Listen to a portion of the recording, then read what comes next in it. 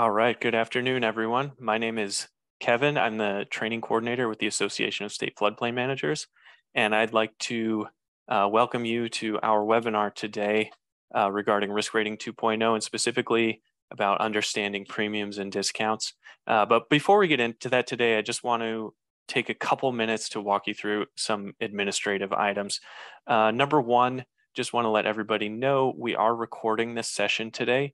So it'll be available in approximately a week or so.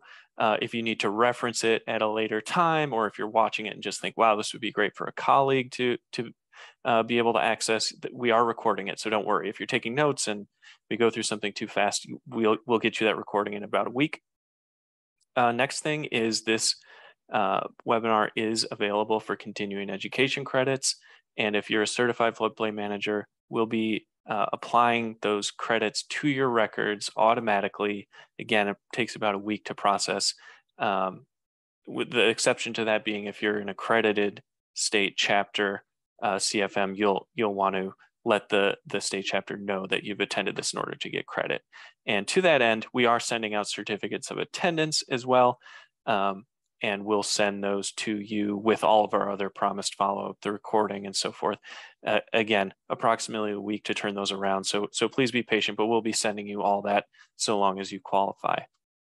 But having said all that, I do want to allow plenty of time for the topic today and plenty of questions and answers and things like that. And we have 90 minutes to do that. So with that, I'd like to introduce Bruce Bender. So, Bruce is, as far as I'm concerned, Bruce is a man who needs no introduction. He's got over 30 years of experience in this field as a flood insurance specialist. He's been providing community engagement and outreach facilitation services since 2002. He's worked on FEMA's national marketing campaigns for Flood Smart and national mapping efforts like MapMod and RiskMap. He's the senior vice president of Bender Consulting Services, and he's also a co-chair of ASFPM's Flood Insurance Committee. So that doesn't even begin to cover it, but that at least gives you an idea of who Bruce is, and I'll turn it over to you, Bruce. Thanks, and I didn't realize I get the full bio there, but thank you very much, Kevin. And it's not really about me today; it's about FEMA and talking about the premium, how the premiums are developed, and the discounts specifically related to them. Now, Risk Rating 2.0 is a very broad topic, and so FEMA is going to focus in on just this. So as you get questions, put them in the chat. You'll hear Susan probably say this again, and keep them focused on this topic, because if we vary down other areas of like how do you get distance to the flooding source, et cetera, that's not being discussed today. So Seal Strauss and I, both ASFPM co-chairs, want to thank FEMA for jumping in and doing this presentation. We get a lot of questions around the discounts, especially CRS. So I think this is going to be a really good learning experience for the nearly 500 people who are online right now. So no pressure, Susan. I'm going to pass the baton over to you to kick this off. Susan Crowell, I've had the pleasure of working with. Some of you may have heard her present at ASFPM conference in our insurance committee meetings. She is one of FEMA's underwriting lead insurance examiners. So with that, I'm going to go on mute and off screen and pass it over to you, Susan. Thanks again so much. Sure. Thank you, Bruce. Thank you, everybody, for taking the time out to come to this seminar today. I'd like to introduce you to the team of FEMA underwriters we have here today that will be discussing the NFIP policy premiums and discounts with all of you. I introduce, of course, Susan Crowell. I've been at FEMA for approximately 22 years, and I'm joined by David Zyka, Robin Williamson, Tammy Harlow, Joycelyn Collins, and Sheila Venable. We also have Percy Vasquez, who is a lead insurance examiner, along with myself, and Doug Inarelli, who is also a lead insurance examiner. Percy and Doug will be monitoring the chat questions. So please, as we begin, next slide, please. I'd like to remind you that keep your microphones off, and we ask that you send your questions in the chat. and we will monitor those, and we will answer what we can today, and what we cannot answer, we will provide answers and forward those to Bruce Bender and ASFPM to let you see what the answers are. So everybody, I would like all my underwriting team to please turn on their camera so everybody can put your name with your face. And after that, we will not be turning on our camera as we speak to keep the bandwidth down so the system doesn't crash. Thank you. And for the agenda, we will be talking about, the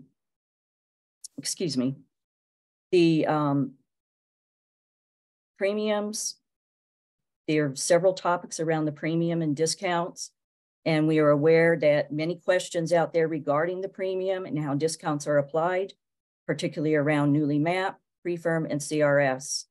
In today's discussion, we will dive deeper into these topics and offer some answers to those questions.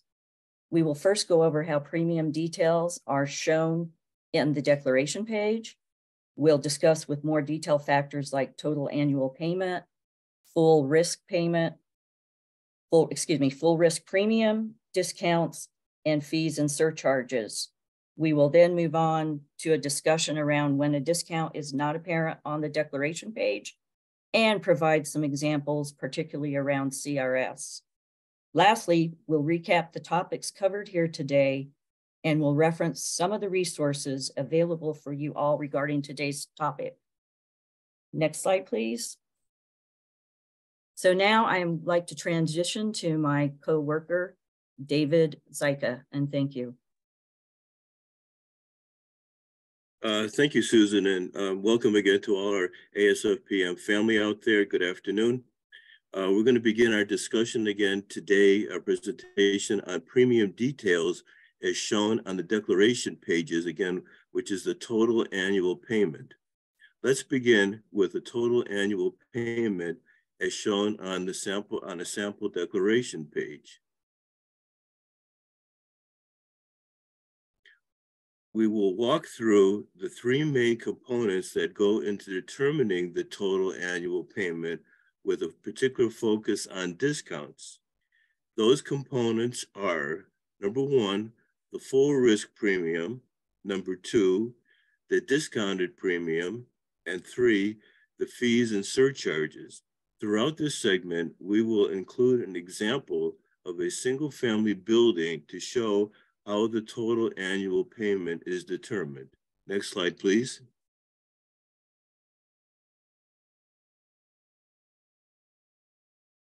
Let's begin with the discussion now on full risk premium.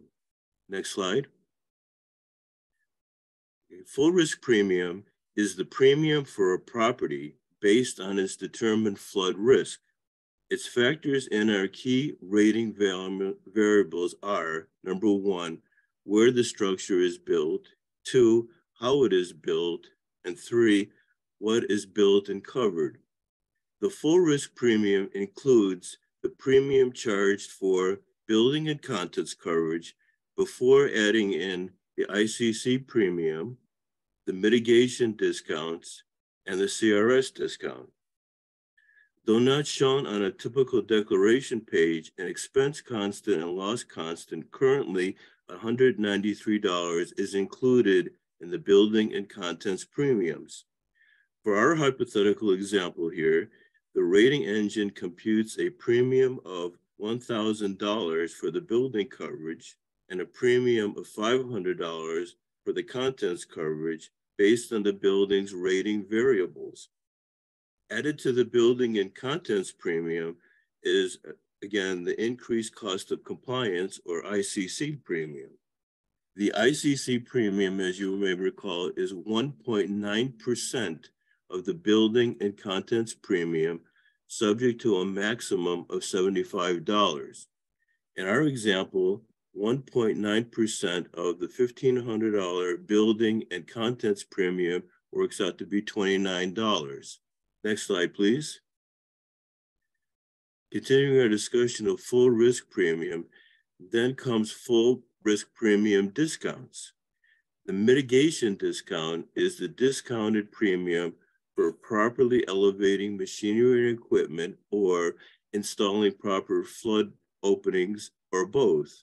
The mitigation discount is calculated based on the building, the contents, and ICC premiums after subtracting the expense and loss constant of $193.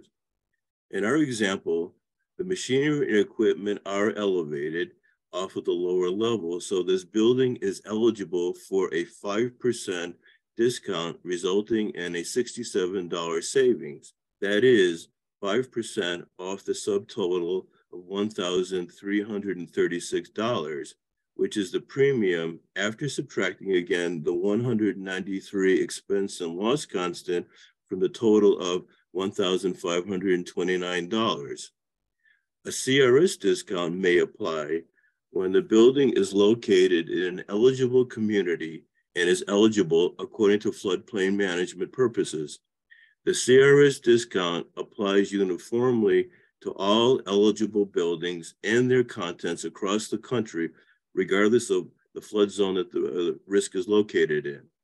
The CRS discount is calculated based on the total of the building, the contents, and ICC premiums, less the expense and loss constant, and minus any mitigation discounts.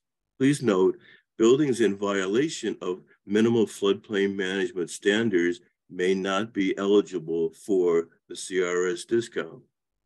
The community where our structure is located in receives a 20% CRS discount. In this case, the rating engine will apply the 20% CRS discount against the premium with a mitigation discount of $1,269. That's taking the $67 mitigation discount away from the subtotal of $1,336, thus resulting in a CRS discount as shown of $254. Remember, these two discounts are applied separately. Next slide, please.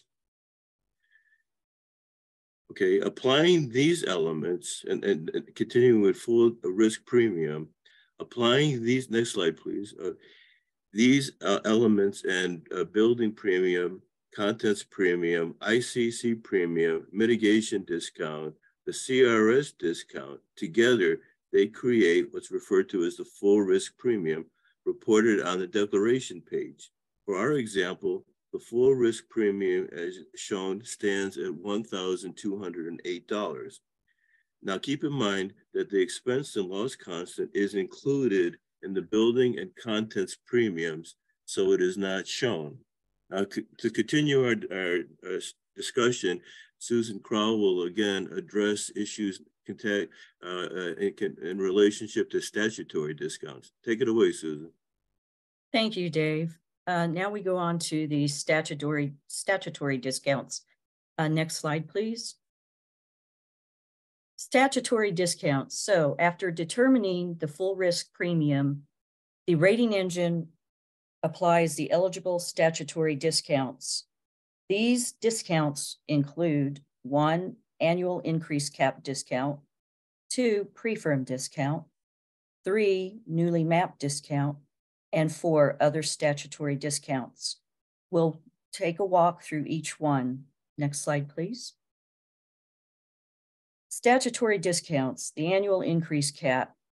If there is a previous NFIP policy, the statutory discounts may show an annual increase cap discount.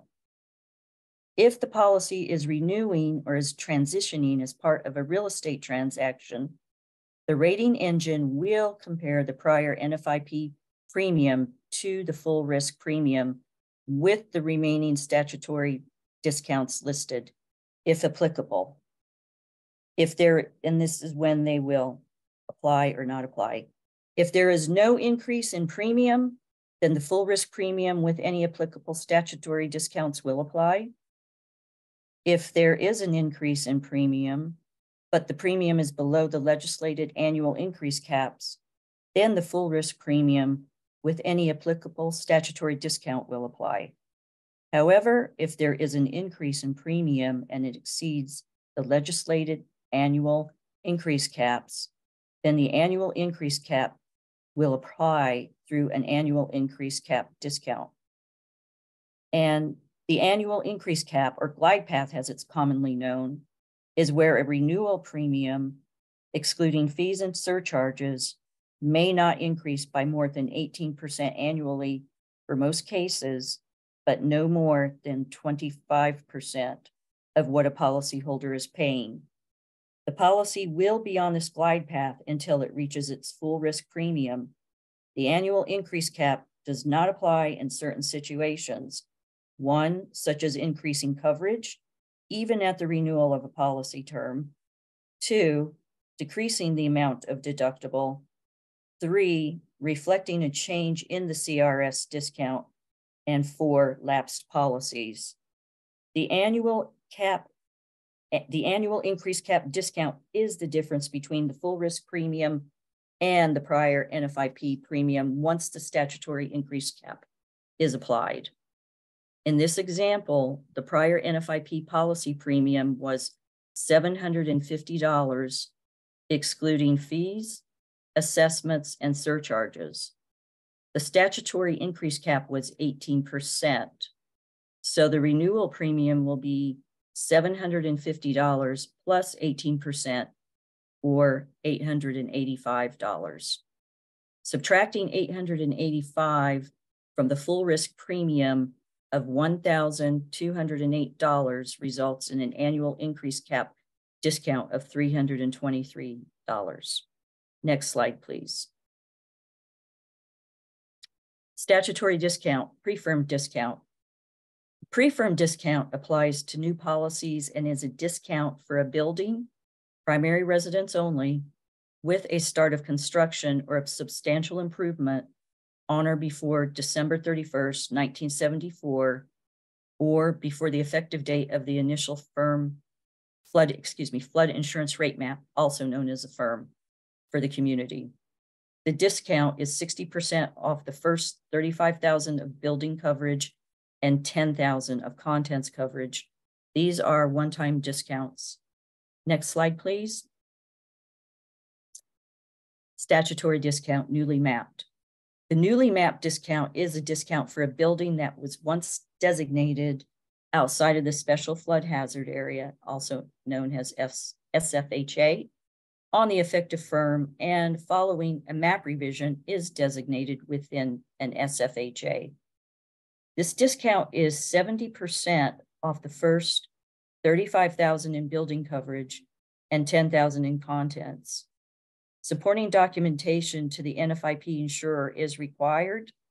More details can be found in the NFIP Flood Insurance Manual. It's a one-time discount to a policyholder's full risk premium in their first year as newly mapped. Next slide, please. Here we are looking at a policy already in force that becomes newly mapped. Here's a graph showing how a policy in force would be impacted with a newly mapped discount. If you look at this graph, the x-axis, which is at the bottom, represents the years a policy is under RR 2.0, and the x-axis represents the annual policy premium paid per year. In this example, we see a policy that was already in force moving along the standard 18% glide path, shown in blue, towards its full risk premium, the yellow star, set to hit full risk premium on year 4. This policy enters newly mapped status in year 3. The one-time newly mapped discount begins a new glide path that is lower than what would have otherwise been charged that year. The total premium due that year will actually go down, and the new glide path, shown in green, reaches its full risk premium now in year 7. For both pre-firm and newly mapped glide path to full risk premium is a gentler, less steep glide path as compared to standard 18 to 25% per cap per year. Next slide, please. Other statutory discounts. Other less common statutory discounts for a building located in Zone A99, Zone AR, or in a community in the emergency program will fall under the other statutory discount category.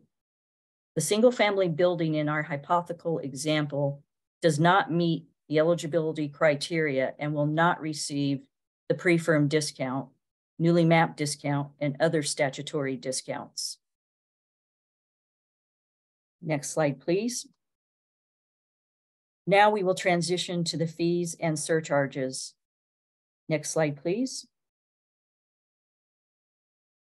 This section of the declarations page shows any applicable fees and surcharges to complete the calculation of the total annual payment. The reserve fund, which is 18% of the discounted premium, for this example, 18% of $885 is $159. A Homeowner Flood Insurance Affordability Act of 2004, known as a FIAS surcharge, is $25 for primary resident occupancies or $250 for all other occupancies. This example adds the surcharge for a building that is a primary residence. Then the next fee, you'll see a federal policy fee of $47 for most policies. However, the residential condominium buildings see the NFIP flood insurance manual has the amount will vary based on the number of units. The federal policy fee for this example is $47. Lastly, a probation surcharge of $50 that a policyholder must pay on each new or renewed policy for a building in a community that the NFIP has placed on probation. The community involved in this example is not under probation, so we will not show a $50 surcharge fee here. By adding the fees and surcharges to the discounted premium equals the total annual payment.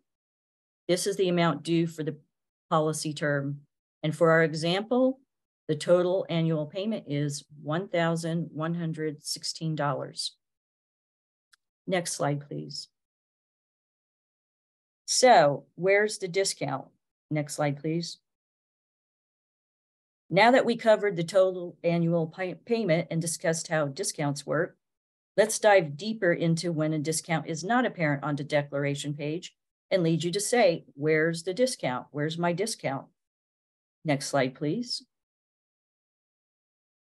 The discount as shown on the declaration page. Here is an illustration of the discount. This discussion will describe how discounts may not show as expected. The discounts listed on the declaration page are calculated by the system running the premium with a given discount and then without a given discount, and taking the difference between the two. This means there will be some cases where it looks like a discount hasn't been applied, even though the building is eligible for it. This can be caused by the discounted premium being above a maximum premium, below a minimum premium, or above the statutory rate cap for that year. In those cases, there is no difference in the actual premium charged between the premium with and without the discount. Let's go over a few scenarios where the discount appears incorrectly. And I now will transition to my colleague, Robin Williamson. Thank you.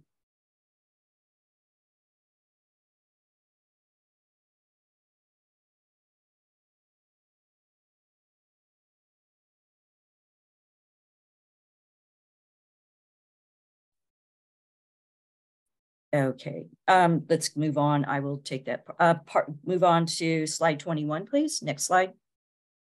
I'm sorry, you could not hear me, Susan? No, we could not hear you. Oh, I'm sorry, I'm on my We hear you now. Okay, so go ahead. Start again. Sorry. Thank you, Susan. Good afternoon, everyone. Now let us go over a few scenarios to see how this works, beginning with scenario 1. Next slide, please. Scenario 1. The annual increase cap is keeping the premium due below the CRS discounted full risk premium. When may this happen? When the policy was receiving a CRS discount under the old rating methodology, or when the policy was a preferred risk policy under the old rating methodology and is now expecting to see a CRS discount under risk rating 2.0. providing that the property is in a community that is eligible for a CRS discount. Why does this happen? A policy is not seeing any immediate benefits from the CRS discount because it entered risk rating 2.0 far below its full risk premium.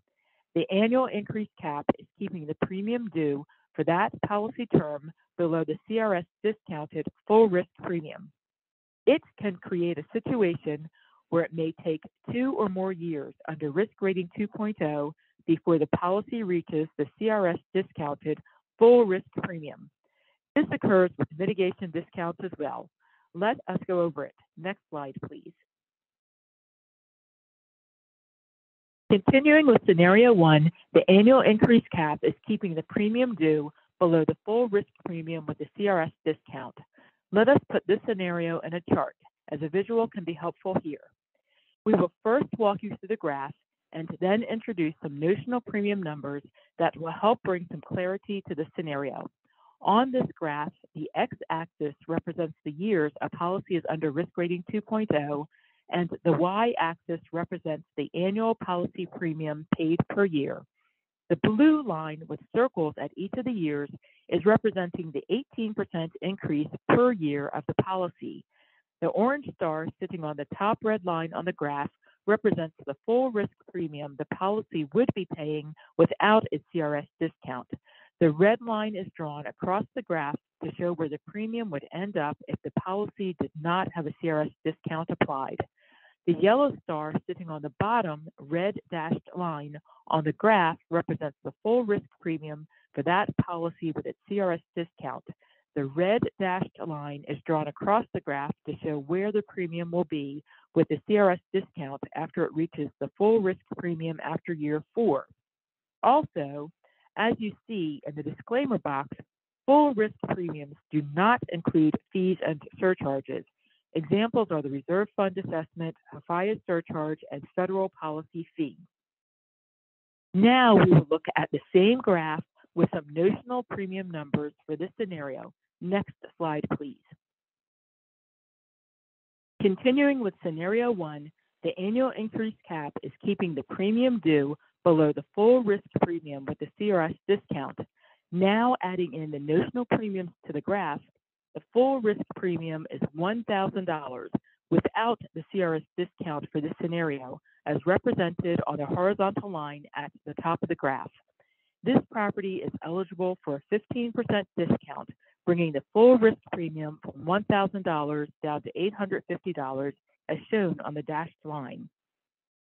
However, in this scenario, there was a previous policy. Applying the annual increase cap discount, the policy's premium will actually begin at $500, an 18% increase from the last policy term. As shown by the upward slope of the dots, you will see that the policy increases by 18% each year and will not reach the full risk premium with a CRS discount until about year 5. In this case, the declarations page may not display a CRS discount, although the CRS discount will be considered in the full risk premium calculation. However, it just hasn't reached the full risk premium with a CRS discount yet. Remember, the CRS discount is deducted in the full risk premium calculations, not taken off of the previous policy's premium amount. This scenario may apply in a similar manner to mitigation discounts as well. Next slide, please. Thank you, everyone. Now I will pass it over to Tammy Harlow. Thank you, Robin. Good afternoon, everyone. I will be going over scenario 2. Next slide, please. For this scenario, the policy is reaching either a maximum or minimum premium. When does this happen? In this scenario, the premium is very high at or near maximum premium allowed, or the premium is very low at the minimum premium allowed, which may impact the expected discount. Why does this happen? The maximum or minimum premium depends on coverage amounts, building replacement cost value, and other rating variables such as flooding perils. When the premium reaches a maximum or minimum, the rating engine sends notification that a maximum or minimum premium has been reached as part of the quote. Again, this may affect the mitigation discount and CRS discount. Next slide, please. Let's show how a CRS discount may be impacted by a maximum premium amount in a chart. We'll first walk you through the graph and then introduce some notional premium numbers that will help bring some clarity to this scenario when a maximum premium is reached. On this graph, the orange star sitting at the top of the green line represents the full risk premium the policy would be paying if there weren't a maximum premium allowed. The red line running across the graph represents the maximum premium allowed. The yellow star sitting on the bottom, green dashed line on the graph represents the full risk premium for that policy with its CRS discount. The dashed green line is drawn across the graph to show where the premium is with the CRS discount. The blue arrow running from the orange star or full risk premium if there weren't a maximum to the yellow star full risk premium with CRS discount is meant to display the full CRS discount amount corresponding to the CRS percentage for that community. Now we'll take a look at the next slide with notional premium numbers. Next slide. The full risk premium is $15,000 without a CRS discount. For this scenario is represented on the green line on the top of the graph. The property is eligible for a 25% CRS discount, bringing the full risk premium from $15,000 down to $11,250, as shown on the green dashed line. The maximum premium allowed for this property is $12,000, as determined by the rating engine represented on the red line. In this case, the declarations page may display the difference between the maximum premium of $12,000 and the full risk premium with the CRS discount of $11,250, which results in $750 rather than the full 25% CRS discount of $3,750. So the amount shown on the declaration page may be significantly smaller than the listed CRS percentage discount for the community. However, the premium is still based on the actual 25% CRS discount for this scenario. Please bear in mind that the actual CRS discount percentage will vary and may apply in a similar manner on other policies. Thank you, and now I will turn it over to Joycelyn Collins to go over another scenario. Thanks, Tammy. Good afternoon. I'm going to go over scenario 3. Next slide, please, where the CRS discount does not exactly match the CRS community's class rating. So you have a policy that shows a CRS discount on the declarations page.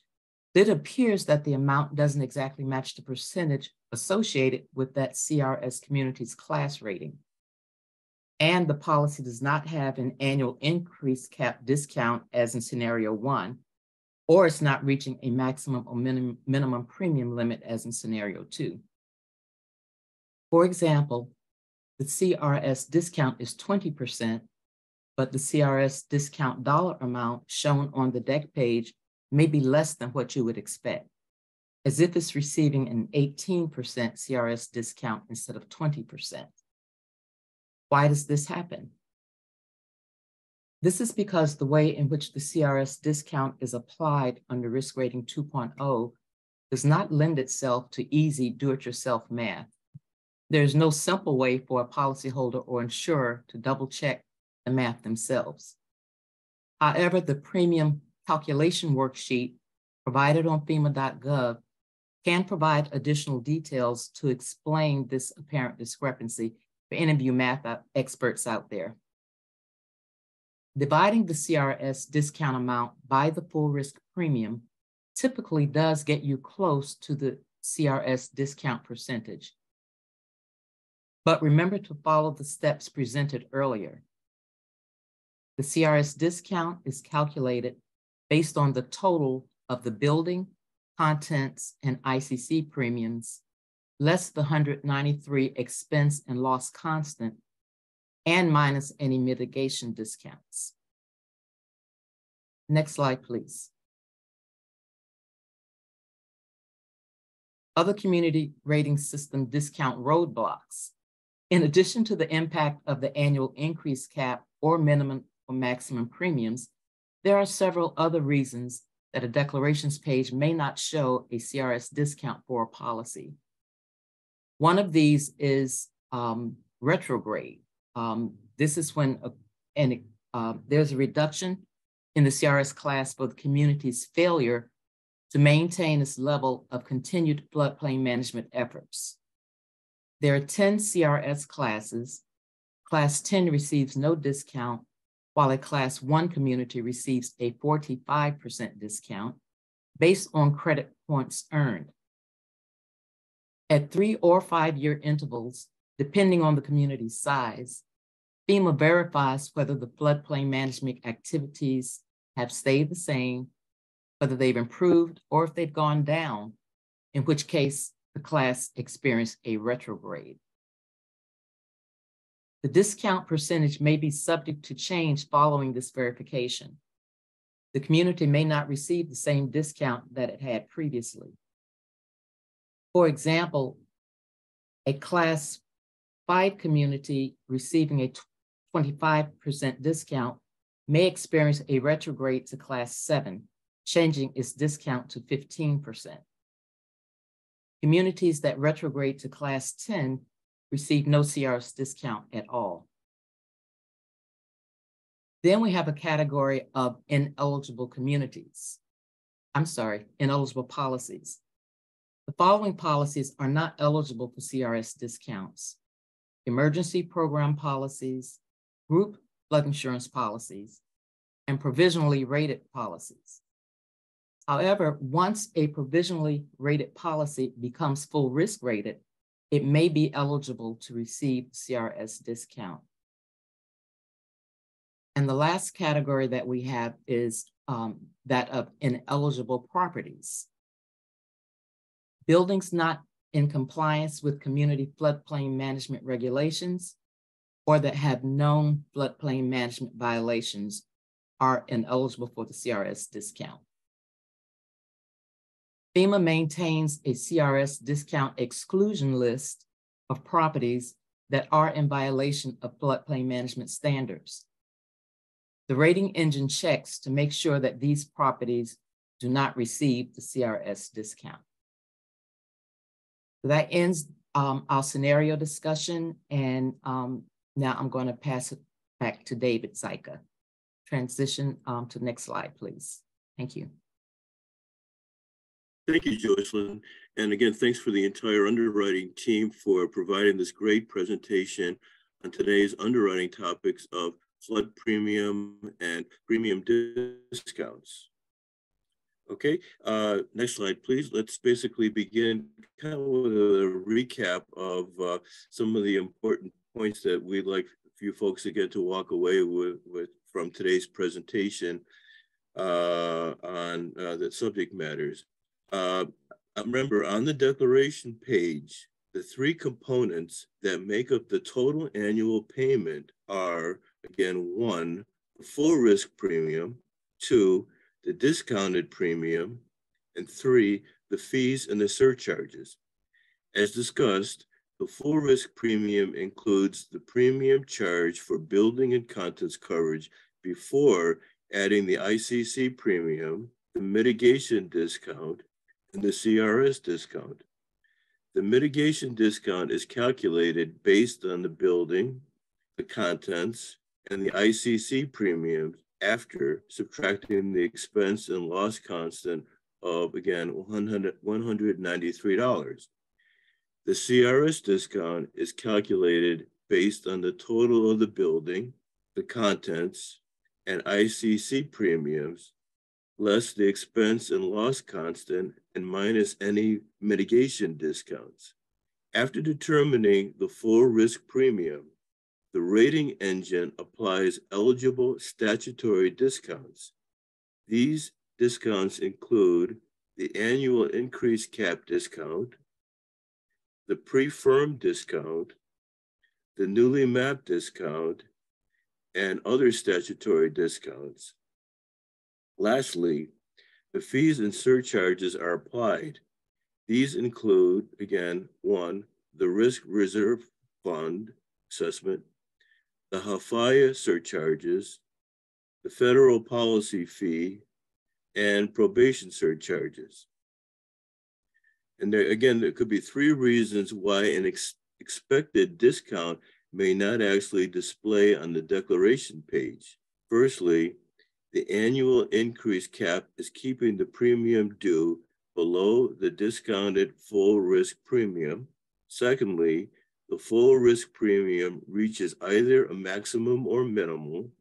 Or thirdly, remember that discounts under risk rating 2.0 are applied separately, and there is no simple way for a policyholder or the insurer to double check the math themselves. There are ways to get a closer estimate, but the exact number is calculated in FEMA's risk rating 2.0 rating engine. Next slide, please. Okay, and shown now on the slide are some resources that are available for you to refer to after our presentation. We're listing some resources that will be helpful.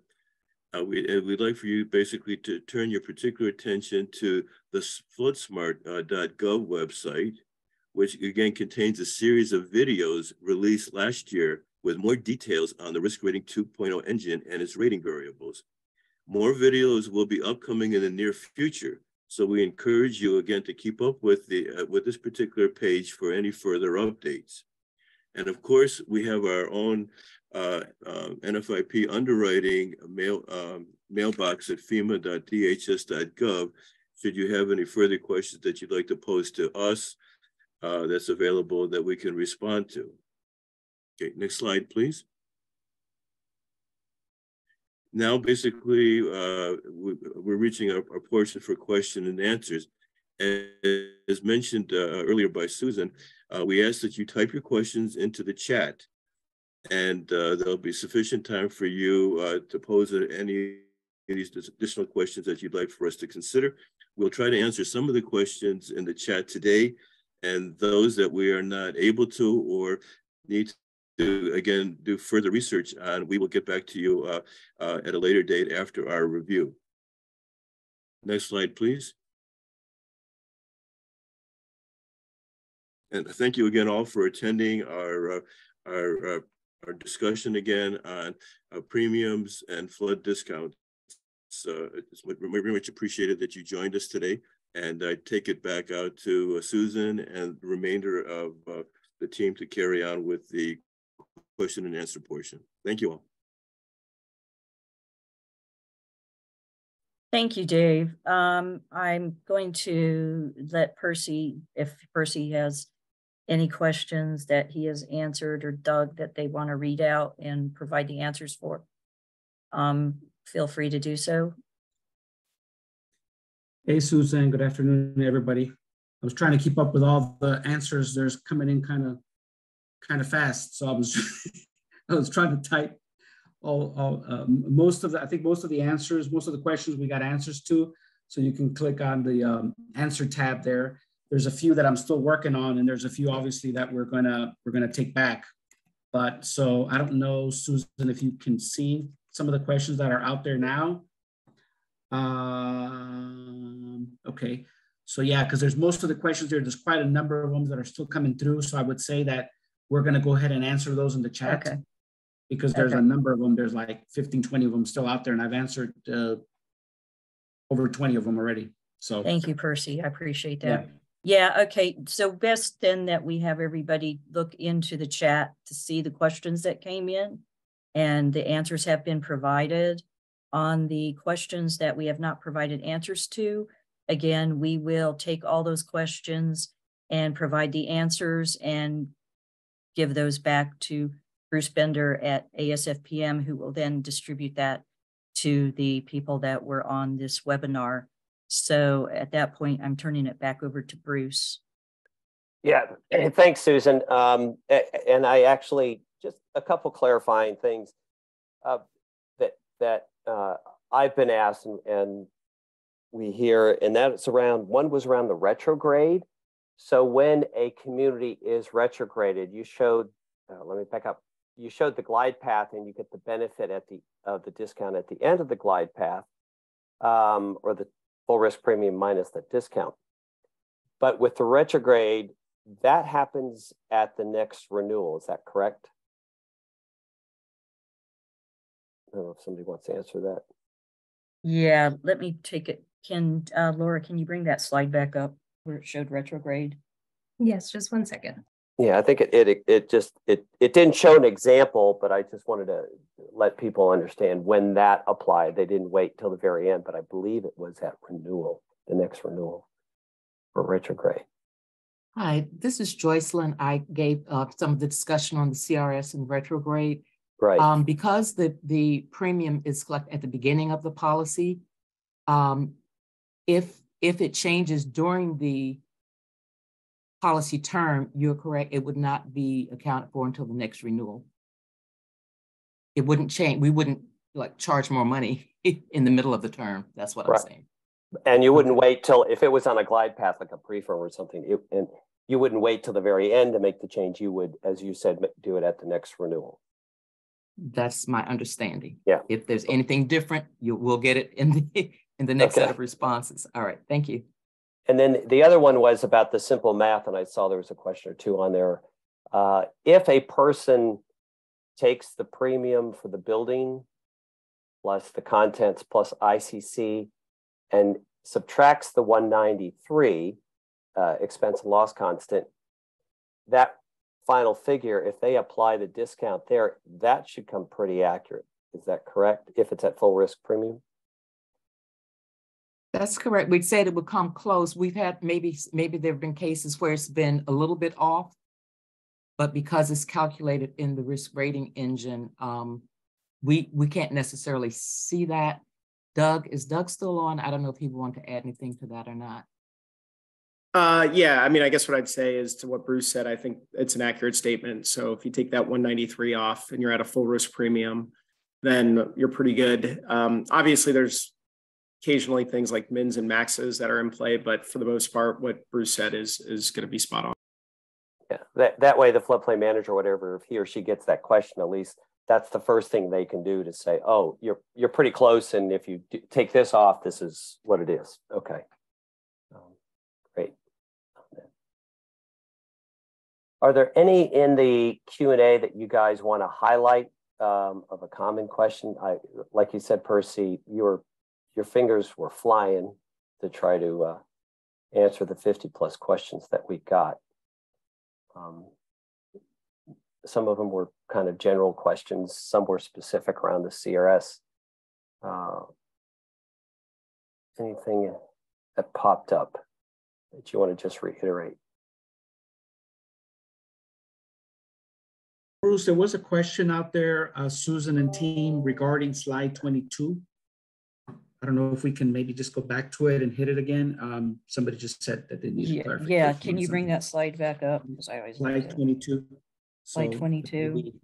Yeah, maybe re-explain it, look at it. It was just in the comments. Okay, this is about the CRS. Annual increase cap, keeping the premium down below the full risk premium, the CRS discount. Yeah, that should be it. I don't know if we've talked a little bit more about this or we said anything else about this. Scenario 1. What is the question or concern? Somebody just typed in and saying that they found it confusing. That's all. I don't know if we can say anything more about it or explain it a different way. But didn't you have a graph on 23? Yeah, maybe. Yeah, maybe yeah. Susan, maybe walk through that graph again and explain and highlight this $1,000 technically would be after you subtracted the $193 loss expense constant, correct? Theoretically. Yeah. Okay, sure. I didn't know if Joycelyn, you wanted to talk about it again, but no, the slide here again, you're looking at a full risk premium of $1,000, and then you have a 15% property that's eligible for a 15% CRS discount. So it brings it down to the $850 as shown by the dashed line. And then there was also a previous policy. So applying the annual increase cap discount, it actually will begin at 500, and it's an 18% increase from the last policy term. Right, so this is a good example for all of you out there that if this was a PRP, right, Susan, we'll just say it was around 500. Yeah. And they had never gotten the CRS discount. And the discount now, let's see if I do my math, 987, what is that, a class 7? They get the 15%. I don't have the class. That's all right. Anyway, you would slowly go up and keep class going. 5 to 7. Yeah, this scenario was a class 5 and then 7. Now this one, yeah, the 15% is for class 7. 7, okay. Yeah. So then the CRS discount is then realized when you get to the full risk premium minus that 15% discount. So for I don't know, what is it, Susan? 40%, 40+% of the policies FEMA had were PRPs. So a lot of you out there probably have property owners, policyholders that are going through this scenario right now. So I think that's a great scenario. Thank you for sharing that. Sure.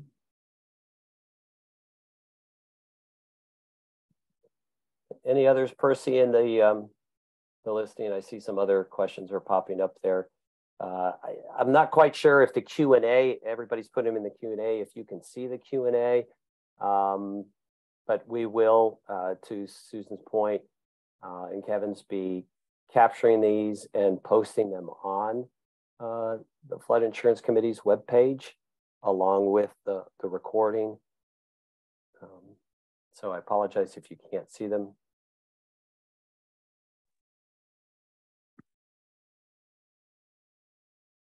I'm trying to see if there's. Yeah, Bruce, thank you. There's quite a number of those there. So I think we're going to have to get back because there's just too many of them. I'm trying to keep up from the ones from the top. Right.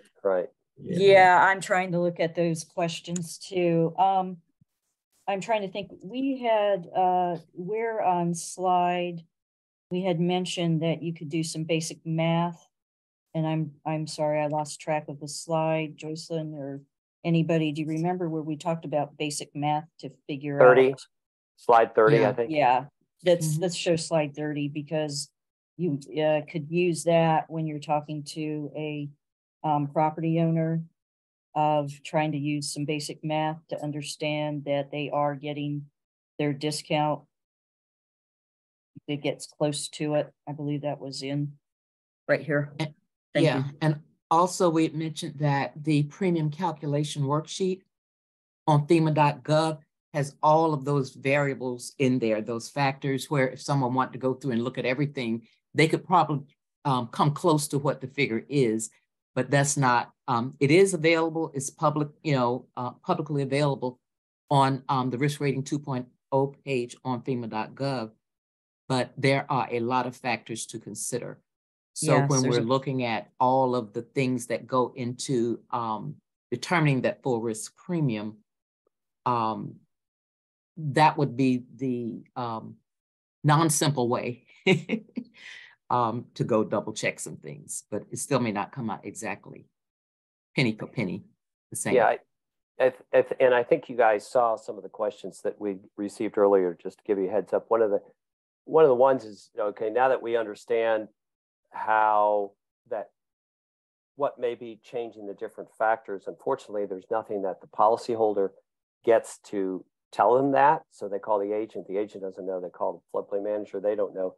So something to take back to consider would be, could there be a explanation provided, a page 2, or a link to say, if this is what's happening, go to this web page and here are the explanations from a customer service perspective to help answer those questions, because we've got a lot of people who've called angry that their discount is not showing without an explanation. So yes, Bruce, that's noted. And the program change is relatively new, so we're always working on enhancing it and making it more customer service friendly, and there could be something coming in the future on that. Doug, there is a CRS discount guide that's coming out, right? A FEMA publication. Is that right? We are working on something. We've got to go through some internal concurrences, so still doing that, but we are working on something that would try to explain some of these different scenarios in greater detail. And ASFBM has a risk rating 2.0 work group that is working closely with FEMA. So we have it, for those who weren't aware, we do have an ongoing dialogue about suggested changes, improvements, et cetera. Because to your point, Susan, you know, this is a huge change. It's not just a minor update in a table, it's a whole new rating system. And there's always going to be little refinements and improvements that are needed. So appreciate you guys listening to all that we share with you.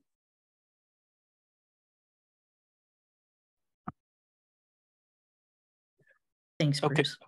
Okay, well, so it looks like there's still a couple questions in the chat. I know we had kind of budgeted a little more time for this today, but I think what we're going to do is try to wrap up here. We will, as we've kind of been saying, I just want to mention a few things about promised follow-up. So we're recording this, so we'll send you all the recording. So sorry, go ahead. Okay. I don't mean to cut you off, Susan. No, I just noticed one. Somebody mentioned they missed how to get the $193. So can we go back to that? That was on, let's just go over that again. I'm so sorry. Let me find the, okay. I think it's on slide 7. Let's just go back there because somebody put in the chat. I missed the, how did you get $193? And let me find, I lost my place. So, okay. It's, actually it's on slide 8.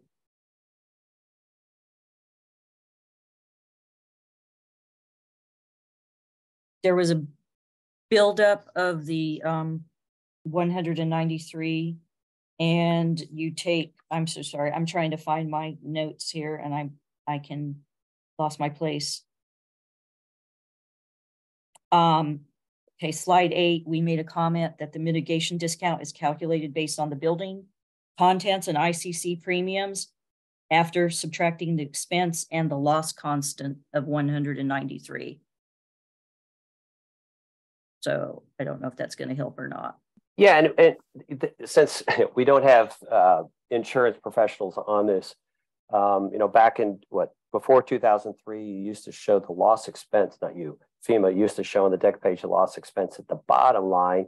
People may not be familiar with a loss expense and constant, sorry. Okay. That's constant. So I think maybe that's kind of what the question was going at, that it's not, you know, something that FEMA created, but it's like actuarial, it's actual terms that are used in other lines of insurance. Am I correct in that? I don't know if Susan, you want to address that, or Doug jump in there? Yeah, it is, but Doug's more of the other lines insurance on their calculations of expense and fees, and it's a percentage of the premium. Doug, do you have anything to add to that? Yeah, so loss constants and expense constant at the most basic level. So there's an underlying expense associated with writing policies that sort of the entire program bears. So if you have come back with rates of 0, right, there's still some level of expense that's captured in there for agents and everything else that just happens in the program. So that's kind of that $63. And then the 130 is a loss expense or loss constant. You see this in insurance as well. And what happens is on low frequency, high severity events, it gets very hard to predict those losses at the very low frequency, high severity levels. So you kind of account for it across the board. And that's where that loss constant comes in of $130. So that's those two pieces. And what happens is the premium is built up as it's coming together. That loss and expense constant then plays into the full risk premium. And then after that, we start to subtract out the mitigation discounts and CRS discounts. So that's why you don't see the percentages coming out the way maybe you would expect. But we're working on that CRS discount communication piece that I mentioned earlier.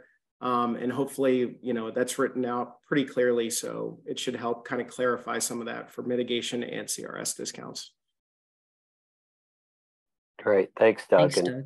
And again, this is not something FEMA came up with. This is typical insurance constants that are used in other lines of business. So it follows the actuarial science there. Susan, anything else, or Doug or Percy?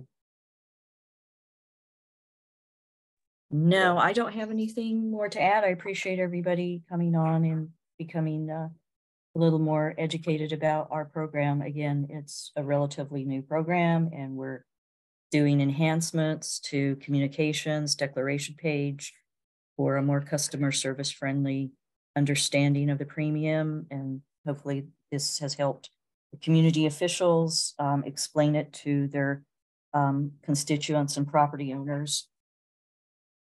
Great. Well, we sincerely appreciate you, the large staff you put together here to present and listen to the questions and listen to things we have. So again, on behalf of ASFPM and the Flood Insurance Committee as well, and Seal Strauss, thank you very much. And Kevin, I'll turn it back to you for any wrap up.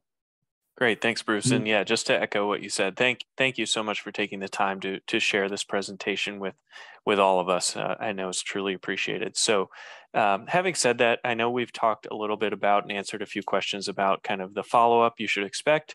And what I was saying earlier is just reminding you all, we are recording this, so we're going to be sharing this sort of unabridged recording with you. If you want to review that, see it again, share it with a colleague, whatever the case may be, that recording will be made available.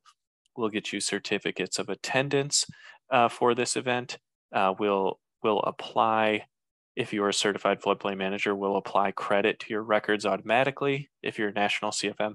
And then last thing with regard to follow-up is there's been a lot of questions and answers going on in the chat feature here on Zoom. So it looks, in fact, like we've had over 70 questions and comments kind of responded to. And I know that not everybody can see all of those. So what we're going to do is compile those into a document and send those out as well. So even if there's a question maybe you didn't know you had, maybe it'll be answered somewhere in there again, and that'll all come in the form of follow-up in about a week or so. So that's all I have. Again, thank you to the presenters. Thank you to our members for taking time out of their busy schedules as well to join us. And we hope to see you all again next time. Take care, everybody. Have a good afternoon.